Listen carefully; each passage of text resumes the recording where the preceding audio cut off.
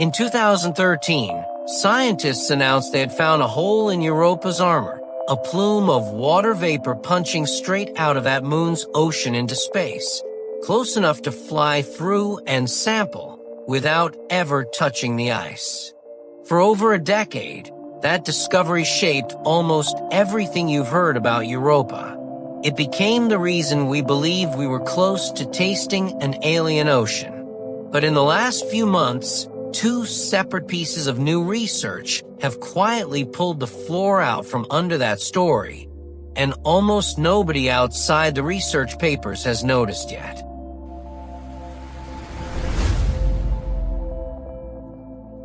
The original claim came from the Hubble Space Telescope, using instruments sensitive enough to catch faint ultraviolet light near Europa's South Pole.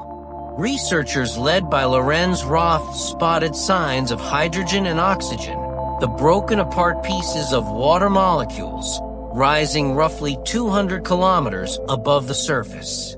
The interpretation felt obvious and thrilling.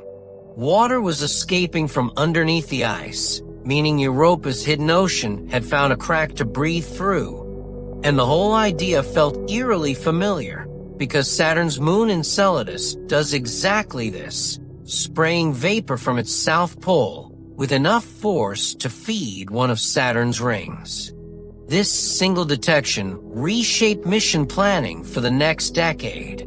It suggested scientists might not need to drill through miles of frozen crust to study Europa's chemistry.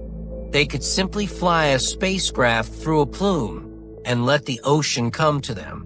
Excitement built around this idea for years, even though follow-up Hubble observations in 2014, 2015, and again in 2020 failed to catch the plume a second time.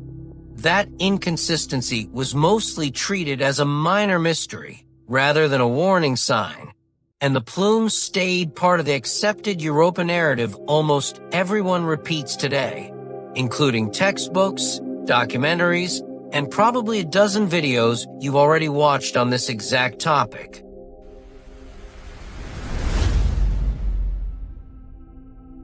Then came the reanalysis, and it came from the same scientist who made the original claim. Roth and his team went back through the 2012 data with a more careful eye and found something uncomfortable.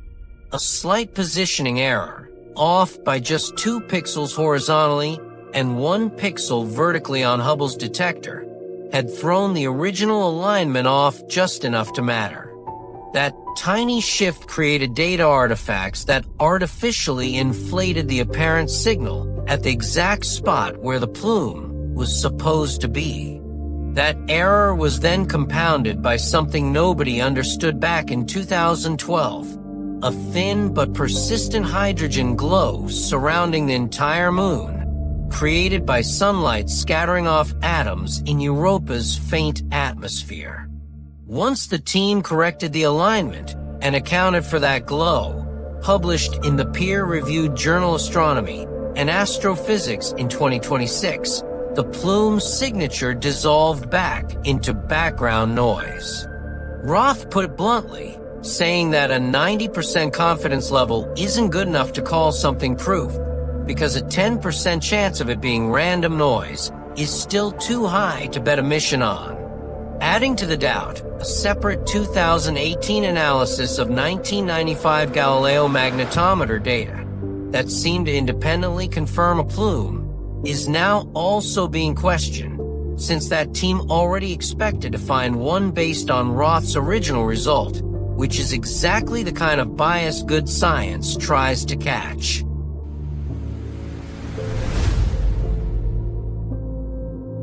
At almost the same time, a second and completely unrelated discovery was landing from a different spacecraft entirely. Juno, which was never even designed to study Europa, caught a close flyby back in 2022, and scientists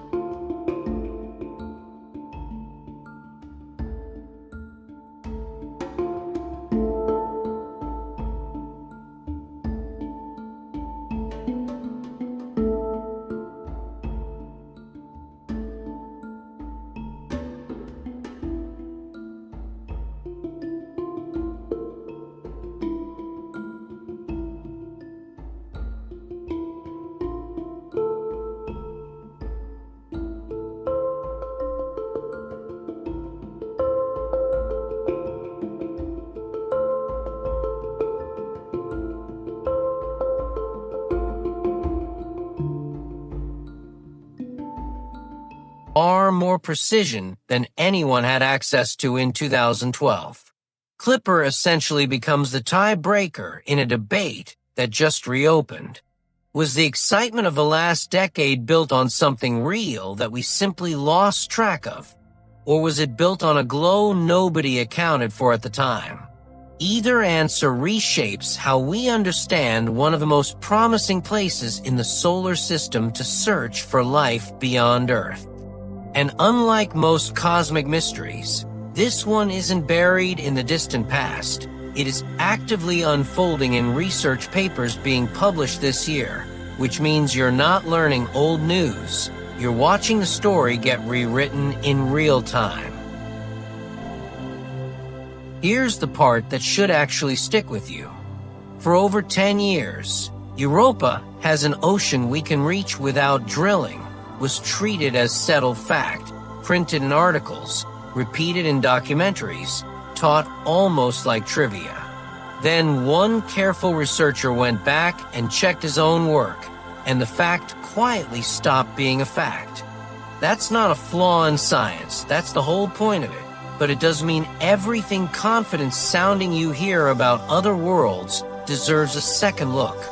So here's the real question worth sitting with. If the easiest piece of evidence for an alien ocean just fell apart under scrutiny, what else are we currently treating as proven? That hasn't been checked twice yet? Tell me what you'd put on that list, because Clipper is still 4 years out. And until it arrives, this argument belongs to whoever makes the better case.